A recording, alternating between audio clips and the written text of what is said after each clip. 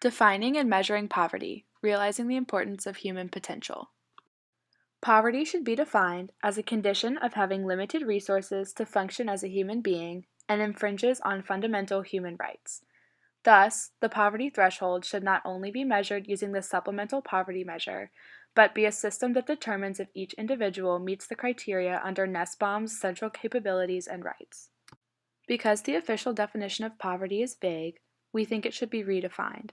We believe that poverty is a violation of someone's dignity and having limited resources to support oneself and their household to complete essential human functionings. Human dignity refers to one's ability to appear in public without feeling shame and having one's rights as a human respected. There are currently two systems being used to measure poverty in the United States. The official poverty measure, also known as the OPM, was created in the early 1960s and is still being implemented today. This system is a type of absolute measure, meaning it takes into account the resources one has compared to the expenses they have and does not relate it to other people. The OPM was created based on the USDA's cheapest food plan during the 1960s, in the assumption that food costs are only 1/3 of household income. Although it was designed to be adjusted for inflation, the absolute poverty threshold was set at 3 times that food plan. Other than inflation, the OPM has not been updated since the 1960s. In determining where a family falls in relation to the poverty threshold, cash income is used without taking into account taxes or non-discretionary expenses. The less widely used system in the United States today is the supplemental poverty measure, which we believe has more potential as a means of accurately measuring poverty than the OPM.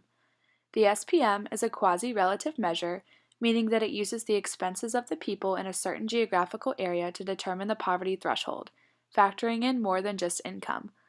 Those who monetarily fall in the bottom third of a certain geographical area are considered to be impoverished. Additionally, the SPM plans to be updated every 5 years. It is not solely based on a food plan like the OPM, but rather takes into account spending on food, housing, clothing, and utilities in the area. The SPM uses a family's income to help determine the poverty threshold, but includes taxes and non-discretionary costs in the final calculation, thus creating a fairer system overall. Although there are pros and cons to both measurements, there are clearly more pros to the SPM than the OPM, as shown on this slide. The major benefit of the OPM is that it was implemented over half a century ago, meaning that it provides more data for research surrounding the patterns of poverty. That being said, this should not be a reason to not implement a new system because times have changed and the United States needs an updated system to match these changes. On the other hand, the SPM will be continuously updated every 5 years, taking into account the rising standards of living and food costs. As mentioned before, the SPM takes into account a broader range of factors, from expenses to geographical location. Unlike the OPM, the SPM classifies a household as not only blood relatives, but also includes foster children and cohabitors. Besides the fact that the OPM is not an updated system, it does not take into account differences in the cost of living in different geographical areas. A household under the OPM is defined solely by blood relatives and does not consider foster children or other cohabitors. Additionally, because the OPM uses a low-cost food plan, nutrition is not accounted for and makes it harder for families to choose healthy options due to high costs. It is important to recognize that the SPM has problems measuring the poverty threshold as well. As mentioned before, the SPM is a new system, so it will take time to adjust to and obtain sufficient data for researchers. SPM is a quasi-relative system, meaning that although it is based on expenditures and spending of people in an area, it only accounts for the expenses of food, clothing, shelter, and utilities. Another con to the SPM can be seen through the following example.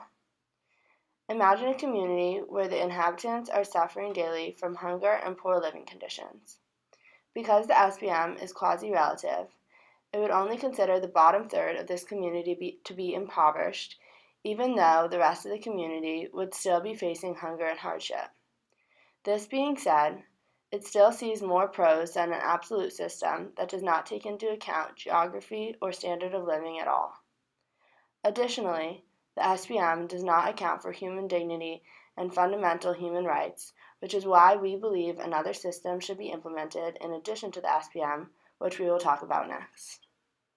In her book, Creating Capabilities, The Human Development Approach, philosopher Martha Nussbaum claims that respect for human dignity requires that citizens be placed above an ample, specified threshold of capability. According to Nussbaum, human beings have both functionings and capabilities. Functionings refer to a person's beings and doings, namely being nourished, being well educated, and voting. Capabilities refer to one's ability to choose and seek out their functionings.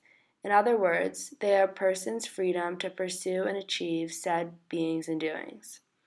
Nussbaum argues that people are entitled to make decisions for themselves and act not on trivial decisions, but on decisions that impact their central capabilities. Nussbaum highlights 10 central capabilities that she believes are most important. First is life, a person's quality of life. Bodily health, having good health and proper nourishment. Bodily integrity, freedom over one's own body and free from assault. Senses, imagination, and thought, including the full ability to be in touch with one's senses and one's own mind with their imagination and thought. Emotions, forming emotional connections with others. Practical reason, ability to reason about what is right. Affiliation, being treated with human dignity and respect, as well as the ability to have social interactions with others. Practical reason, ability to reason about what is right. Affiliation, being treated with human dignity and respect, as well as the ability to have social interactions with others. Other species, forming relationships with life other than our species. Play, engaging in recreation. And finally, control over one's environment in both the political and material sectors, engaging in politics and the ability to own land. Using the system of central capabilities to measure poverty raises the question of how a handful of these capabilities will be measured. Generally, data is measured quantitatively, meaning it can be measured based on a counted quantity. Many of Nussbaum's central capabilities, however, such as emotions, practical reason, affiliation, and others, cannot be measured quantitatively, and a discursive measurement must be used instead. Discursive measurements are measuring using reason because they are areas of human life that can't be measured quantitatively. Defining the poverty threshold based on a discursive measurement would have to be done by seeing reasons on both sides. After researching the current methods used to measure poverty in the United States and looking into the ideas put forth by Nussbaum, we believe that the best way to measure poverty is through a quasi-relative system that not only takes into account geographical expenditures, but also realizes the importance of human potential as it relates to human dignity and fundamental rights. In order to achieve a more accurate measure of American poverty, we think that the supplemental poverty measure should be more widely implemented and should expand to include those human capabilities that cannot be quantified because they are just as essential to human life as the materialistic necessities.